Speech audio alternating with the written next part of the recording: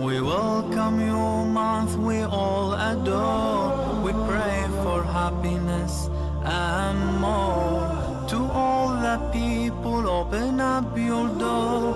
Peace, love and joy. Let them soar, let them soar. Ramadan, Ramadan. اللهم صل على من ختمت به الرسالة وأيدته بالنصر والكوثر والشفاعة وعلى آله حق قدره ومقداره العظيم سبحان ربك رب العزة عما يصفون وسلام على المرسلين والحمد لله رب العالمين. Chers frères, chers sœurs, chers téléspectateurs, assalamu alaikum wa rahmatullahi ta'ala wa barakatuhu. Nous implorons la grâce d'Allah, sa bonté et sa magnanimité infinie afin qu'il raffermisse notre foi. Il fasse de nous des musulmans pieux et sincères et qu'il nous guide sans cesse sur le droit chemin. Pour l'amour de notre vénéré prophète Mohammed, alayka wa alayka salatu wa salam.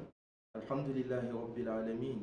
Nous sommes dans le mois béni du mois de Ramadan, ce mois de pardon, ce mois de la grâce immense d'Allah subhanahu wa ta'ala, un mois dans lequel Allah subhanahu wa ta'ala pardonne à chaque heure du mois de Ramadan plus de 500 000 personnes qui devraient entrer en enfer.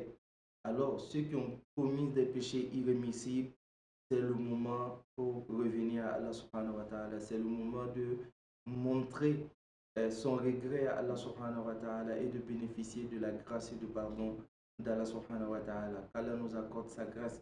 Alhamdulillah Rabbil Alamin. Aujourd'hui, Inch'Allah, nous allons parler de ceux qui doivent jeûner. Parce que nous avions parlé de ceux qui sont dispensés du jeûne et qui sont ceux qui sont obligés de jeûner. Qu'Allah nous facilite la compréhension. Alhamdulillah, la première personne qui est obligée de jeûner est le musulman. Il faut être un musulman. Alors, on revient là-dessus pour dire qu'il n'y a pas de nouveaux musulmans. Il n'y a pas d'anciens musulmans. Un musulman est un musulman tout court. Car on voit dans le mois de Ramadan souvent des gens qui embrassent l'islam, alhamdulillah, rabbil alamin, mais ils se disent peut-être qu'ils sont des nouveaux en islam, donc ils peuvent attendre le Ramadan prochain pour commencer le jeûne. Non, c'est une erreur. Lorsque on devient musulman, on est obligé de jeûner. Cela nous facilite la compréhension. Et aussi, lorsqu'on atteint la puberté, on est obligé de jeûner. Car on constate aussi malheureusement dans notre société des gens qui disent que je ne me suis pas encore marié, donc je ne suis pas obligé de jeûner tout le mois de Ramadan. Ou on dit qu'une femme qui n'a pas encore de mari n'est pas obligée de jeûner tout le mois de Ramadan. Ou aussi par erreur, on dit que lorsque tu commences le mois de Ramadan, tant que tu ne jeûnes pas tout le mois, tu n'es pas obligé de jeûner tout le mois de Ramadan. C'est-à-dire, lorsque tu jeûnes une seule fois tout le mois de Ramadan, c'est en ce moment que ça devient obligatoire de jeûner tout le mois de Ramadan. C'est une erreur, chers frères, chers sœurs. Lorsqu'on atteint la puberté, nous sommes obligés de jeûner tout le mois de Ramadan. On n'attend pas le mariage, ça n'a absolument rien à voir. Et on ne dit pas aussi que je viens d'être musulman cette année, donc pour le Ramadan, je vais attendre le Ramadan prochain. Cela nous facilite la compréhension. Alors, quand on est musulman et quand on atteint la puberté, nous sommes obligés de jeûner. Alors, tout ce qu'on a dit, qui sont considérés comme des contraintes qui empêchent le musulman de jeûner, quand on ne se trouve pas dans ce cadre-là, c'est-à-dire on n'a pas ses menstrues, on ne vient pas de donner d'un enfant, on n'est pas en voyage, on n'est pas malade, ça veut dire tout simplement que les conditions sont réunies pour qu'on jeûne tout le mois de Ramadan, qu'Allah nous facilite la compréhension. Et pendant le jeûne, il y a aussi des remarques qu'on fait, chers frères, chers sœurs. C'est-à-dire, il y a des gens qui pensent qu'on ne doit pas du tout avaler la salive quand on jeûne. Alors, c'est une erreur. On peut l'avaler, mais il ne faut pas garder une quantité importante dans ta bouche, peut-être dans l'idée de désaltérer et pour l'avaler. Ça, c'est interdit, mais on peut l'avaler.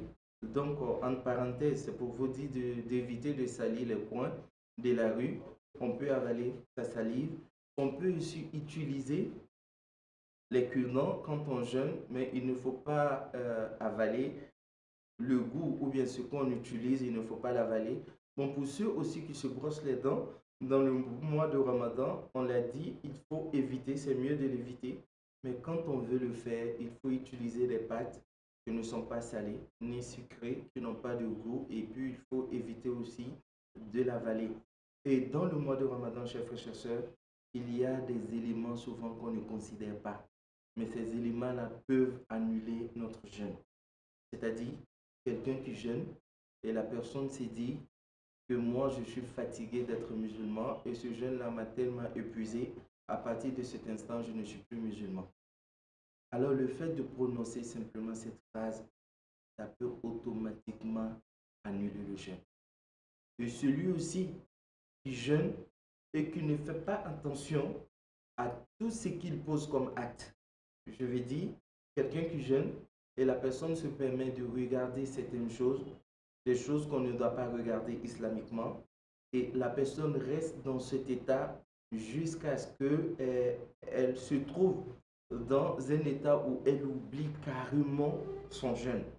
Alors, ces petits actes qu'on pose sans le considérer, lorsque ça s'accumule, c'est-à-dire quand il y a trop de péchés pendant qu'on jeûne, ça peut aussi annuler le jeûne. Et c'est pourquoi le prophète Mohammed, un jour, il y a deux femmes qui sont venues vers le prophète et elles disent au prophète de leur donner la permission de rompre le jeûne parce qu'elles étaient tellement épuisées. Et le prophète leur demande, qu'est-ce que vous avez fait pendant la journée? Elles disent au prophète qu'on n'a rien fait, mais simplement nous étions en train de parler de quelqu'un. Et le prophète leur demande de rendre ce qu'elles ont mangé l'heure de sahur. Et lorsqu'elles ont rendu, ça veut dire lorsqu'elles ont vomi, c'était du sang. Et le prophète leur dit que vous avez mangé de la chair humaine. Alors, jeûner et critiquer les gens, jeûner et parler des autres, c'est comme manger de la chair humaine. Et ça invalide le jeûne. On ne va pas voir ça écrit, mais vis-à-vis d'Allah subhanahu wa ta'ala, c'est comme si on n'avait pas jeûné. Donc, il faut garder la conscience du jeûne. Et c'est pourquoi le prophète Mohammed, dit lorsque Allah subhanahu wa ta'ala t'épargne de ta langue, de ton regard et de ta partie intime, c'est en ce moment que le paradis t'est obligatoire. Ça veut dire qu'obligatoirement tu vas entrer au paradis. Donc lorsqu'on jeûne, on ne doit pas limiter le jeûne au fait qu'on ne mange pas simplement, mais on doit comprendre que toutes ces parties-là en nous doivent aussi jeûner. Et c'est le début de Ramadan, chers frères, chers sœurs. Il y a des gens parmi nous qui peuvent oublier de manger. C'est-à-dire ils jeûnent, mais ils oublient qu'ils sont en jeûne et ils mangent.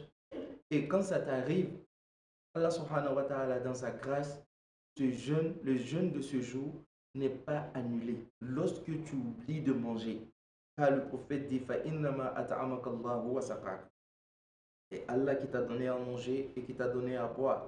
Imam Malik nous dit que lorsqu'on oublie et qu'on mange, il est préférable qu'on garde l'état du jeûne toute la journée et rembourser le jour, un seul jour après le mois de Ramadan en disant à Allah subhanahu wa ta'ala, j'ai oublié un jour, j'ai mangé et aujourd'hui je jeûne ce jour-là pour mettre à la place du jour que j'ai oublié et c'est à toi de voir les deux, ce que tu préfères pour prendre et remplacer ce jour de mon jeûne, qu'Allah nous facilite la compréhension.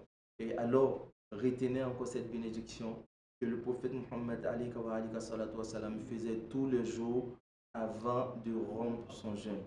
Et cette bénédiction que Sayyidina Jibril nous dit, lorsque le jeûneur fait cette bénédiction avant de rompre son jeûne, tous ses péchés sont expiés. Allah nous facilite la compréhension. C'est Allahumma laka sumtu wa bika amantu wa ala rizqika aftartu fataqabbal minni innaka anta as-sami'u al-alim. Oh Seigneur, c'est pour toi que j'ai jeûné et c'est en toi que je crois et c'est par ta pitance que je romps mon jeûne. Accepte mon jeûne, c'est toi tu entends et tu vois. Qu'Allah nous facilite la compréhension et qu'il nous guide sans cesse sur le droit chemin. Alors, jeûnez sans gêner, jeûnez sans déranger, jeûnez sans imposer votre foi aux autres. اللهم إنا نعوذ بك من جهد البلاء ودرك الشقاء وسوء القضاء وشماتة الأعداء. يا محول الحول والأحوال حول أحوالنا إلى أحسن حال. سبحان ربك رب العزة عما يصفون وسلام على المرسلين. الحمد لله. رمضان